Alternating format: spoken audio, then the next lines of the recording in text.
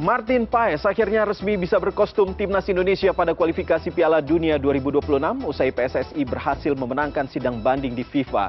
Namun, apa kata pengamat sepak bola soal kehadiran Paes untuk membela timnas Indonesia ini? Saya akan berbincang dengan pengamat sepak bola Roni Pangemanan. Halo, selamat siang Bung Ropan, apa kabar Bung Ropan? Ya, selamat siang Iqbal, kabar baik. Ya. Baik, Bung Ropan, ini bagaimana respon Anda terhadap perjuangan PSSI hingga bisa memenangkan sidang banding dan akhirnya membawa Martin Paes bergabung dengan timnas Indonesia? Tentunya suatu hal yang baik ya, kita harus sambut dengan sukacita. Lama dia tidak bisa bermain karena kan sudah tanggal 30 April yang lalu dia diambil sumpah menjadi warga negara Indonesia dan harus menunggu karena ada case dia ya yang kita tahu bersama. Tapi ya kita harus bisa mengatakan bahwa perjuangan PSSI terutama Ketua Umum Pak Erick Thohir luar biasa. Akhirnya di FIFA dia diputuskan untuk bisa bermain. Namun menurut saya ingin melihat sebenarnya dia bermain dalam pertandingan pertama. Tapi setelah percakapan saya dengan Pak Erick, saya memberikan ucapan terima kasih, menanyakan apakah dia sudah tersedia bermain melawan Arab Saudi dalam pertandingan tanggal 5 September yang akan datang. Ternyata memang belum, karena masih ada yang harus diurus ya, ada register buat dia. Dia akan tersedia bermain untuk debut dia pertama kali bersama dengan tim nasional Indonesia di GBK di Gelora Bung Karno pada tanggal 10 melawan Australia. Itu yang kita akan tunggu karena masyarakat tentunya sudah penasaran, ingin melihat penampilan dari Martin Paes. Kalau soal Martin Paes datang di tim nasional, saya kira ini luar biasa karena titik lemah kita selain di lini serang adalah di penjaga gawang. Makanya kehadiran dia suatu hal yang positif sekali. Kita akan lebih kuat di posisi pertahanan terutama penjaga gawang karena kita memiliki kiper yang punya pengalaman, punya visi bermain yang sangat bagus, ketenangan dia ya dengan tinggi badan 192 cm ini sangat baik buat kiper nasional kita. Begitu. Berbicara soal kelemahan penjaga gawang kita, ada anggapan kedatangan Paes berpotensi untuk menutup peluang kiper-kiper lokal Indonesia bersama skuad Garuda seperti halnya Hernando Aris Taryadi, lalu juga ada Nadio Argawinata, ada juga Adi Satrio. Ini bagaimana respon Anda? Apakah ini benar-benar akan menutup peluang mereka untuk bisa menunjukkan taringnya di timnas Indonesia? Saya pikir tidak juga ya Iqbal, kalau bisa mengatakan untuk bisa menutup peluang setiap kiper kita. Justru Hernando Ari bersikap secara dewasa, berpikir bahwa kedatangan dari Martin Paes ini bisa memacu motivasi dia untuk bisa belajar banyak terhadap Martin Paes karena memang kita butuh penjaga gawang yang betul-betul sangat baik ya, punya pengalaman yang saya bilang luas, bermain di tim nasional Belanda dia kita tahu bersama U19, U20, U21 Paes sudah bermain, sekarang dia ada di FC Dallas di Liga Amerika. Dan apa yang dikatakan Hernando Ari, saya memuji sikap pemain muda ini yang welcome terhadap Martin Paes karena memang butuh pemain-pemain kita untuk bisa melihat bagaimana mereka akan termotivasi terus ya berpacu untuk bisa bermain seperti Martin Paes. Jadi saya pikir nggak juga menutup ini. Kan bisa juga kalau Martin Paes itu kena akumulasi atau sakit, cedera, Hernando Ari tersedia untuk bisa bermain. Adi Satrio juga bisa dipakai untuk bisa bermain. Jadi saya pikir tidak juga untuk bisa menutup. Karena memang kita butuh sosok kiper ya untuk Martin Paes. Karena kita sudah melangkah sampai sejauh di putaran ketiga. Ini tidak main-main. Di sana ada Jepang, ada Australia, ada Arab Saudi, Bahrain, Cina yang menjadi lawan kita di grup C. Jadi kita butuh seperti Martin Paes. Sambil menunggu perkembangan dari Hernando Ari tentunya yang terus bisa belajar dari kedatangan Martin Paes, Adi Satrio dan Nadio, begitu. Kalau memang Martin Paes tidak bisa bermain nanti melawan Arab Saudi, bagaimana Anda melihatnya bagi timnas ini? Apakah bisa merengkuh Arab Saudi itu atau justru sebaliknya?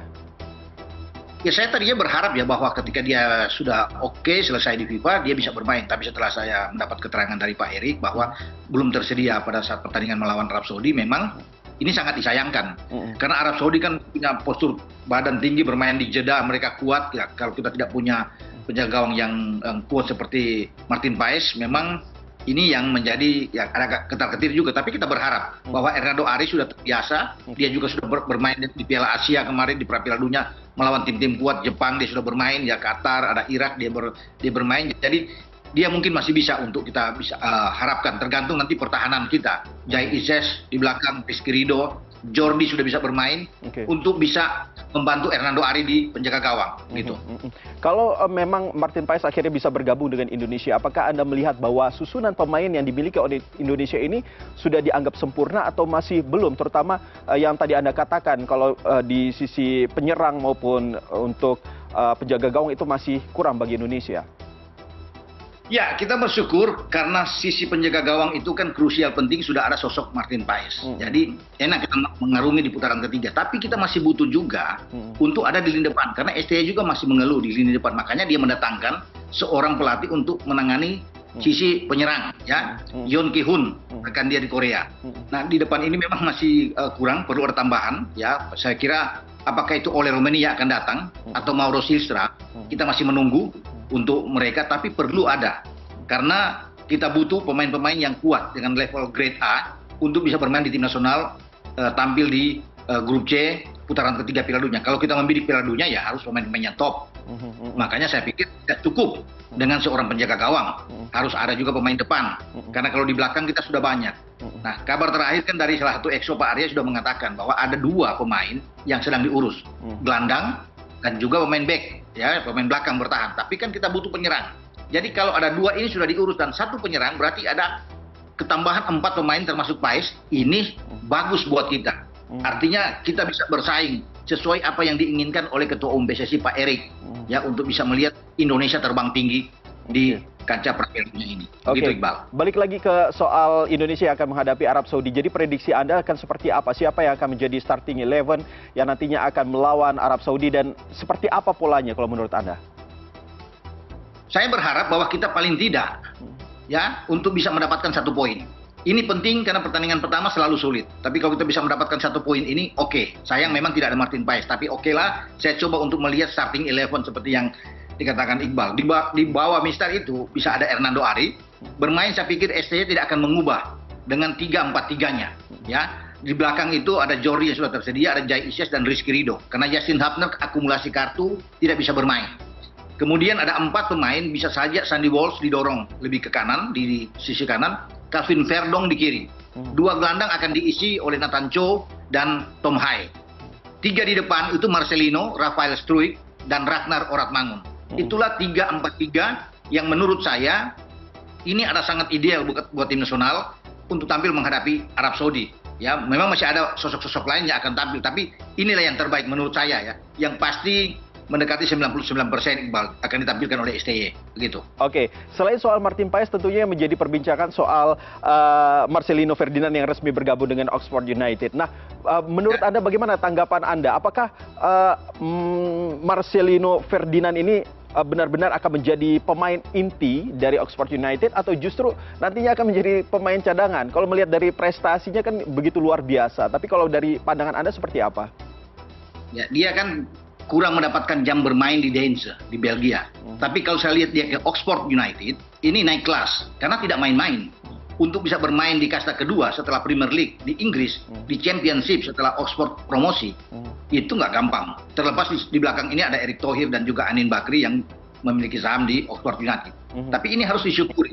Ini akan menjadi tantangan bagi Marcelino untuk membuktikan bahwa tidak salah pilih untuk bisa menempatkan dia bermain di Oxford. Dia bermain di posisi sebagai gelandang serang atau bisa bermain di posisi kanan, ya, agak melebar. Dan saya pikir ya, dia harus bisa melakukan ini yang terbaik, ya, untuk bisa bersaing. Untuk mendapat tempat utama saya pikir sulit, ya, kalau seorang Marcelino. Kita akan tunggu dalam pertandingan menghadapi Sabtu ini Blackburn Rovers. Dan apakah dia akan dimainkan atau tidak. Saya pikir mungkin dia akan ada di bench. Menurut saya dia harus perlahan-lahan bisa melihat ini, ya, tidak langsung untuk bisa main. Pasti pelatih Beckingham akan bisa menaruh dia untuk di pertandingan-pertandingan berikut. Dicoba mungkin 5 menit, 10 menit. Itu perlu buat dia bermain di sana. Tapi dia harus buktikan ini. Ya, kepercayaan yang harus dia bayar mahal ini terhadap Pak Erik juga para pendukung sepak bola di Oxford untuk bisa melihat bahwa dia pantas bermain di Oxford. Begitu. Ya, kita harapkan saja semoga Marcelino Ferdinand ini bisa cepat beradaptasi dengan Oxford United sehingga bisa kembali mengharumkan nama Indonesia, begitu, bahwa pemain Indonesia tidak main-main begitu di kancah internasional. Terima kasih sekali lagi Bung Ropan sudah berbincang dengan kami di siang hari ini.